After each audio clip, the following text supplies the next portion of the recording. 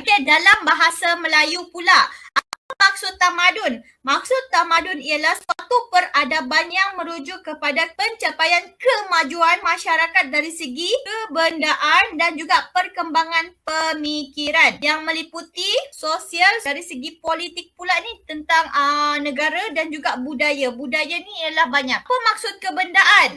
Seni bina ni maksudnya awak kena building sesuatu. Kalau awak dapat membangunkan ataupun membina sesuatu, so awak dikira ada kebendaan. Yang kedua, dalam sistem ekonomi, contohnya seperti percukaian dan kewangan. Kalau awak dapat handle benda ni, awak bermaksud mencapai kebendaan. Dan yang ketiga ialah hasil cipta. Hasil cipta ni macam cikgu cakap tadi, inovasi. Contohnya dari segi kertas, lukisan ataupun ukiran. Ini dalam bahasa Melayu sahaja. Okey?